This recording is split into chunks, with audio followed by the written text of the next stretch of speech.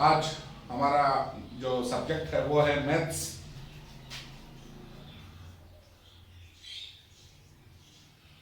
Maths के अंदर आज हमारा टॉपिक जो है वो है फ्रैक्शन।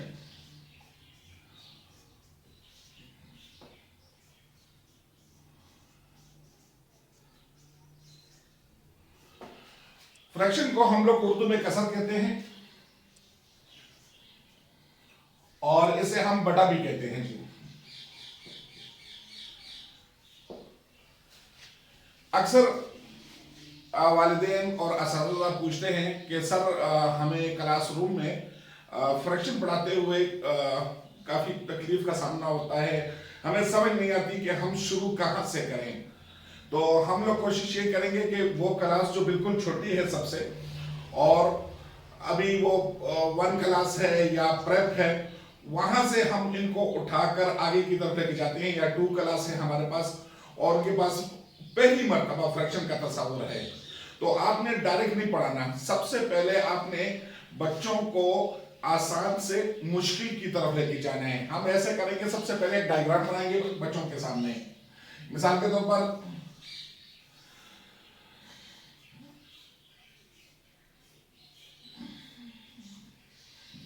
मैंने एक सेब की तस्वीर बनाई है। मैंने बच्चों से पूछा कि बेटा ये कितने सेब है? सबने कहा सर 1। तो मैंने लिख दिया सामने 1 एप्पल, और यहां पर मैंने डिजिट डाल दिया 1। ठीक है, मैंने एन एप्पल इसलिए नहीं लिखा कि ये इंग्लिश का पीरियड नहीं है, ये मैथ्स का पीरियड है, इसलिए।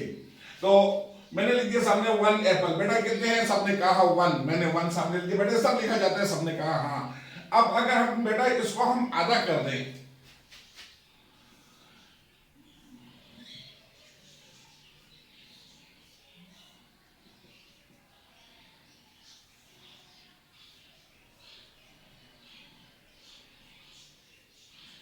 इस सेट को हमने दरमियान से आधा कर दिया, इसको काट दिया है हमने, ये देखें जी।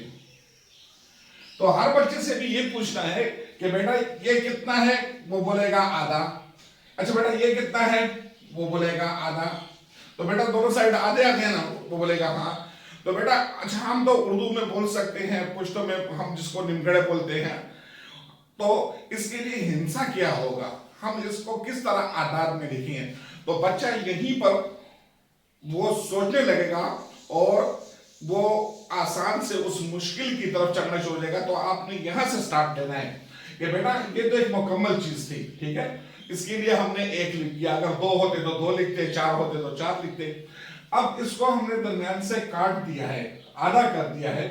तो बेटा आधे के लिए हम क्या हिंसा लिखेंगे? तो आप फिर बच्चों से अखज़ करें, बेटा ये कितने हिस्से हैं? सब बोलेंगे 2। फिर आपने उससे कहना है अच्छा बेटा ये 2 हिस्से हुए, तो इन 2 हिस्सों में से हमने ये 1 हिस्सा ले लिया, तो कितने हिस्से लिए? सब बोलेंगे 1। अगर मैं ये वाली साइड ले लूं तो सबने कहा जी वो भी आधा होगा, बेटा ये भी आधा है, वो भी आधा है।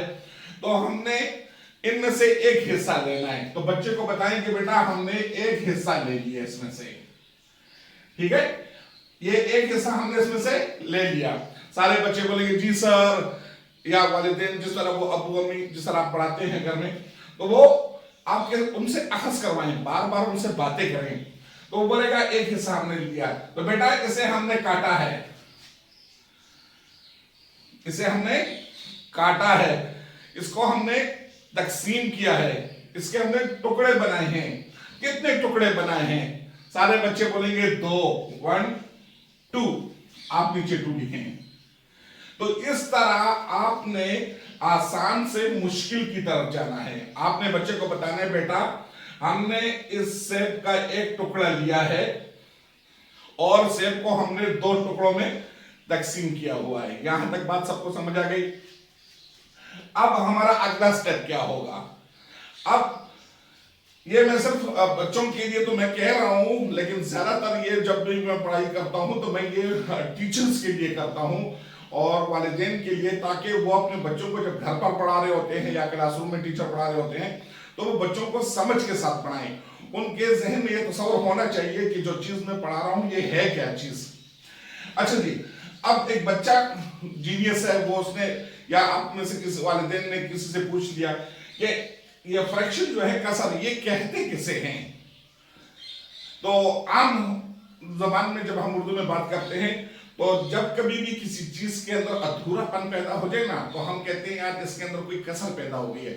یار میں نے اپنی طرف سے پوری کوشش کی تھی, اس میں کوئی کسر رہ گئی ہے, کوئی ایکسرسائز کر رہے ہیں ہم لوگ, کوئی اس کے دماغ میں کوئی کسر ہے یار, وجہ کیا ہے وہ چیز مکمل نہیں ہے.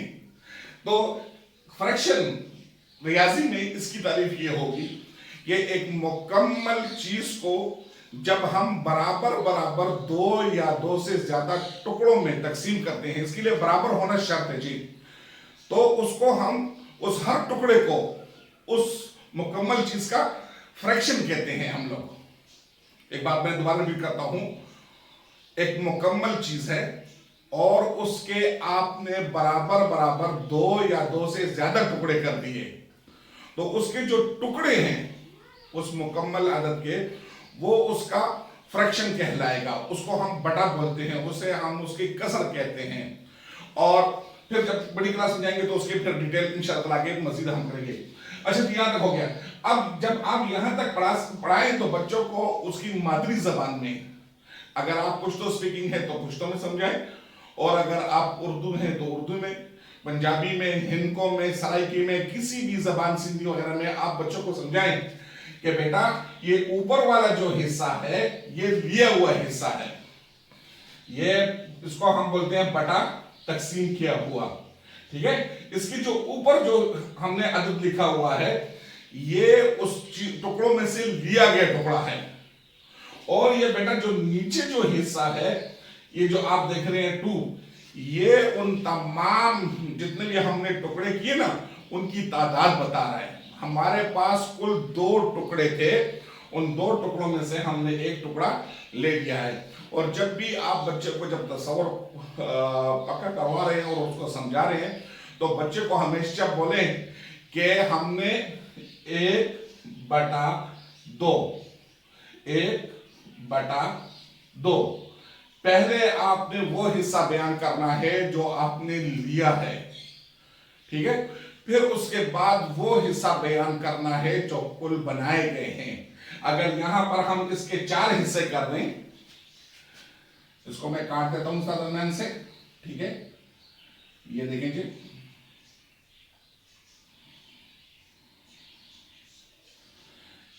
اس سیٹ کو میں نے درمیان سے 4 ٹکڑوں میں تقسیم کر دیا ہے.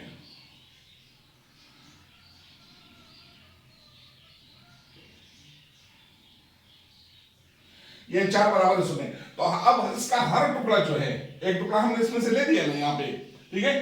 اب میں بچوں سے بولوں گا کہ بیٹا یہ ایک ٹکڑا تو ہم نے اس کا یہ والا لے لیا ہے, ٹھیک ہے, اور کل ٹکڑے کتنے ہیں تو بچہ بولے گا 1 2 3 4, پھر آپ نے نیچے 4 لکھنا ہے.